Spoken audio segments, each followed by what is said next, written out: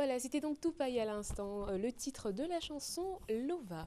Nous recevons encore de nouveaux invités sur ce plateau et cette fois-ci le sujet est très important. On va parler quand même de peine de mort.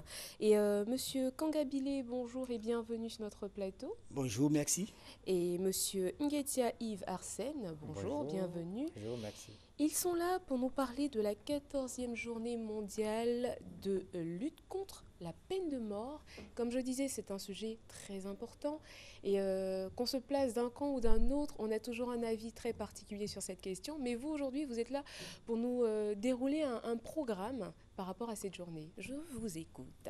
Ok, effectivement, le monde entier, le 10 octobre, célébrera la 14e journée mondiale contre la peine de mort.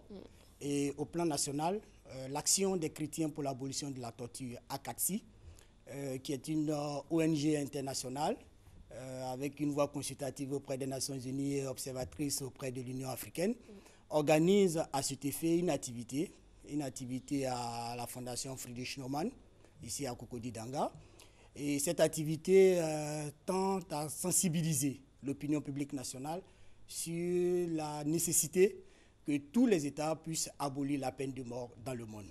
Et principalement en commençant bien sûr par notre pays, qui est un État abolitionniste de fait et de droit, mais qui malheureusement n'a pas encore ratifié un protocole facultatif relatif à l'abolition de la peine de mort qu'on appelle l'OP2. C'est le deuxième protocole facultatif au pacte international relatif aux droits civils et politiques.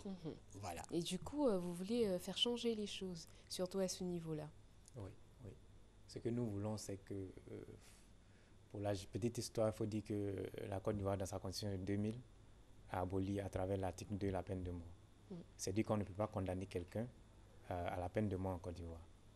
Et nous savons que la peine de mort est une sanction pénale qui, avec d'autres sanctions, existait dans notre code pénal. Et aujourd'hui, ce n'est plus le cas. Mais il faut dire qu'à l'état actuel, il y a possibilité pour la Côte d'Ivoire de recourir à la peine de mort en changeant simplement ou en modifiant simplement cet article 2-là. Et vous voulez pas de ça, aujourd'hui, nous sommes à l'heure d'une réforme constitutionnelle. C'est pour dire que la porte reste ouverte. Parce que simplement la Côte d'Ivoire n'a pas encore ratifié ce texte-là. Une fois que la Côte d'Ivoire l'aurait fait, elle consacrera définitivement l'abolition de la peine de mort et le gouvernement qui viendrait ne pourra jamais mettre cela en cause.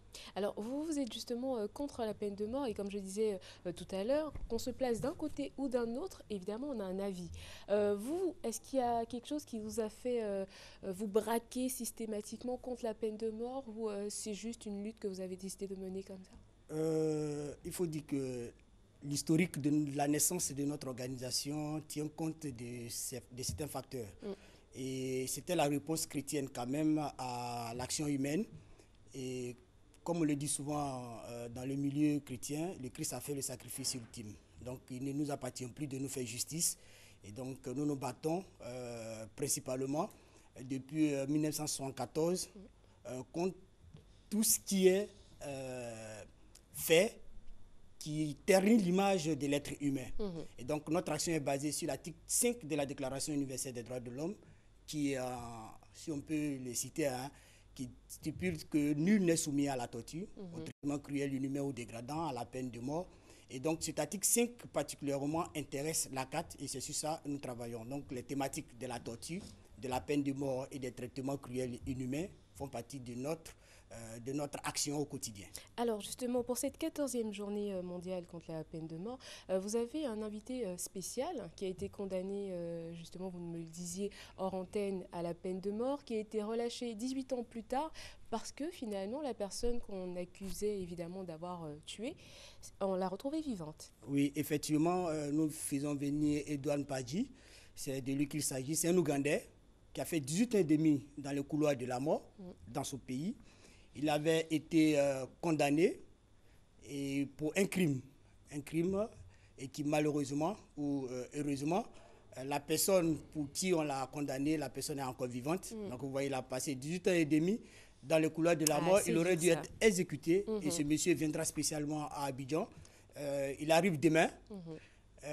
On sera avec lui le lundi pour nous parler de ce qu'il a vécu durant ces 18 ans et demi. Alors justement, pour en savoir un peu plus sur tout le programme, sur tout ce qui concerne la peine de mort et tout, nous vous invitons à aller à la Fondation Friedrich, C'est ça. le 10 octobre Oui. 2016 à partir de 10 heures.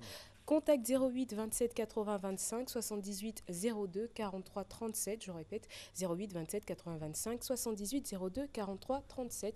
Merci beaucoup, messieurs, d'être venus sur notre plateau. Et puis, on fera un tour pour voir évidemment comment ça se passe pour cette 14e journée mondiale de lutte contre la peine de mort. Merci beaucoup d'être passé sur ce plateau. Je vous souhaite une excellente fin de journée. On vous raccompagne en musique.